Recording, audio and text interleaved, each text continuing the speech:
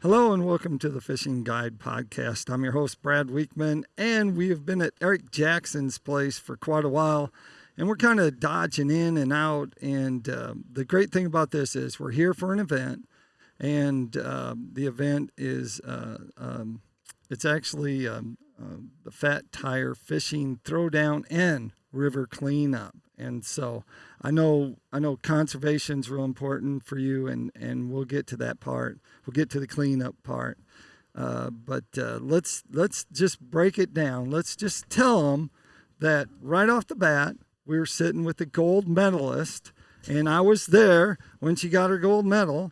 And so was that an individual and team? Did you get you got two? It was team, and then I was silver and individual. Exactly. Yep. So, and it was on this body of water. It was. Yep. And so that kind of plays in her favor for this event. And of course, we won't know until after the event. But naturally. But tell us where you work, Bridgett. Sure. And tell us what you do. What's a normal day like?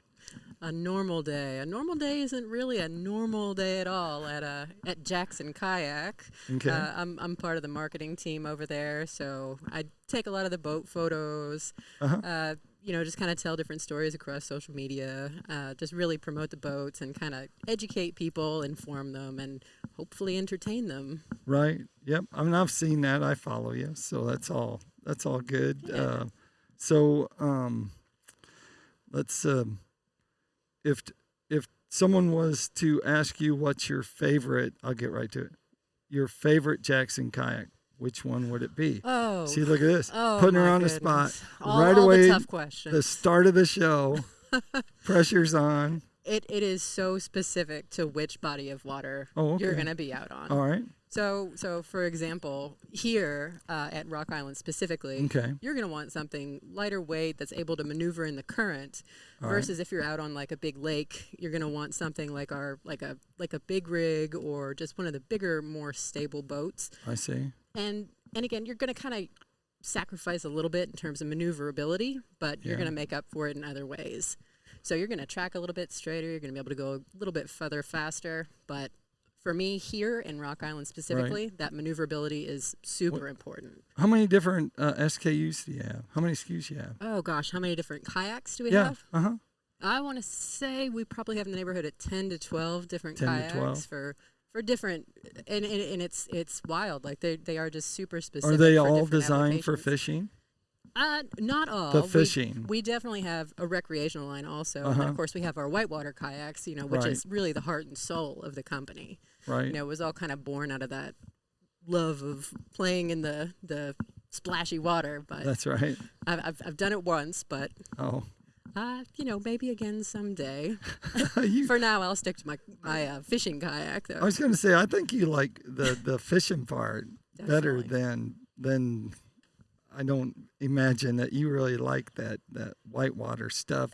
Whitewater people, they're all real short and they look like cowboys, don't they? I am not that way. Their gravity, I guess there isn't gravity. I guess there's gravity in kayak fishing, isn't there? Of course. Yeah, I mean, it's definitely about balance and like keeping yourself centered and not, leaning too far and really like knowing the limitations of your boat, right? Oh. So I would encourage people a lot of times just to go out and intentionally flip their boat with no gear, of course. Right. Just to kind of find that, tipping point and figure out, okay, I can go this far, but I can't go this far. Right. So if the person was to get a kayak, what's some of the accessories that they need to get? And this is particular for fishing. Sure. What would they need? Well, number one, you need to have a PFD. Okay. You need to have your life jacket on you at all times. You just and never you want know. to fish, and you really want one that's more comfortable, right? Sure. Yeah, absolutely. There are very specific ones. Kokatat makes PFDs specifically designed for women. Oh, okay. And their curves that we have. Right. So that's really important. But like the breathability, the PFDs also designed specifically for kayak fishing have a higher back on them, so they don't you don't have that bump at the back. Right. And Pushing you forward. Right. It's infinitely more comfortable. Just pockets for days, places to stash things. It's super handy to have. That would be my number one item that you should pick up. What else? I know rod holders. Do you have rod holders? Oh yes. What else? Oh yes. Well, we've got the flush mount rod holders built into most of our kayaks. All right. But then if you wanted to be able to stage your rods in front of you, of course, you could mount them directly to your gear track. So there are some really cool. Ram makes really awesome rod holders that you can mount directly onto the gear track on your boat. Okay. And Yak Attack has some really nice ones too. All right. What else would you say? What else are people adding for accessories on their boat? For accessories, I have a Raymarine element on my boat. Okay. Well, and that's in my big water boat. That's in my battleship. Like the my one big that's rig. more lakes. Sure. Yeah. Yep, Bigger exactly. reservoirs. Yep. Ponds. So fish finders, and I'm really more interested in looking at the bottom contours, and I want to know water temperature. Right. If it's a hot day, I want to be able to find the coolest water possible. I want it to have the most oxygen possible, and having a good unit for that really is super helpful. And she's sitting there with the Raymarine, and you know what? That has hypervision. It also has side down. Hypervision is 1.2 megahertz, and so it gives it a very fine, clear images of what's coming in there.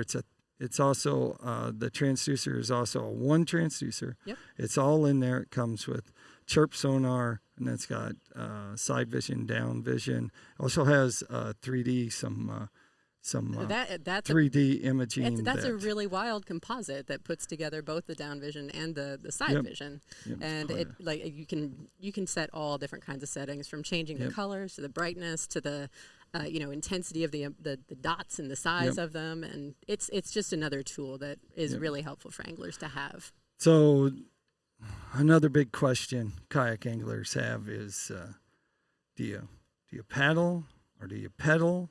Or do you use the trolling motor? Oh, goodness. Tell me, when's it best to do each one, and which one do you use? Tell us what you use at the end, though. Keep us in suspense. Okay.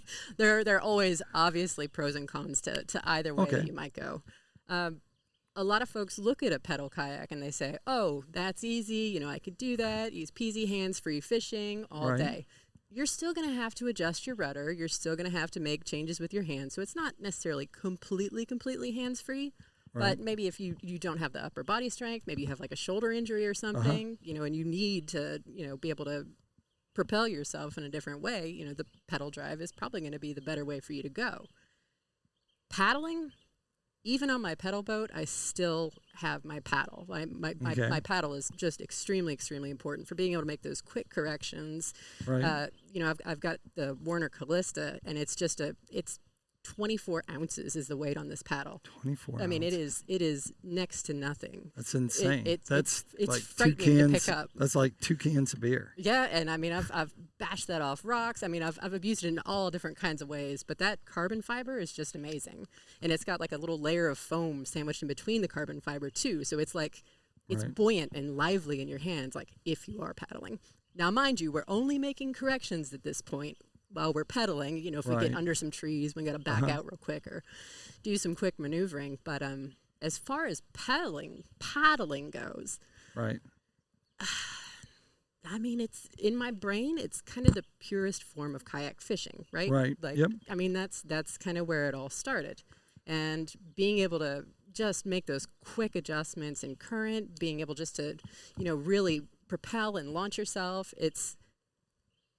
I'm sorry, I'm going to spoil it already, but that's definitely my preferred propulsion method. I see. But I mean, and trolling motors, we've got all kinds. We just added the Yak Gadget transom mounts to our store, actually, in the Jackson store. And it makes it super easy just to drop a transom mounted trolling motor onto your kayak. If you're into that kind of thing. Right. Everybody kind of gets into kayak fishing for all kinds of different reasons. So probably what people don't know is, how are you matching, like if you go to get a kayak, how are you matching the person with the kayak? If someone was to come in, if I was to come in and I said, I wanted a fishing kayak, how are you matching it up with the person? Are you going by height or weight, or how do you do that? To some extent, I would definitely, my first question would be, what types of water do you like to fish? Are you primarily lake? Are you primarily river? Are you pond hopping? Are you out in the saltwater flats? You know, what type of fishing are you really, really into? And that's kind of going to be the best way to take a look at the different boats and figure out which one is best for you.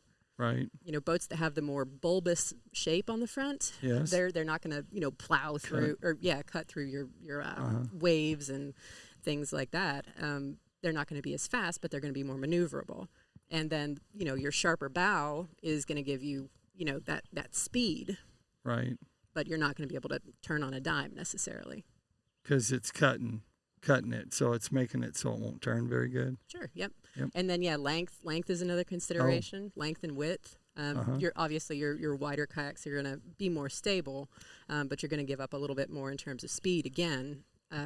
And your length, of course, is going to kind of help with the glide. The longer the kayaks they're going to glide a little bit better. Yep.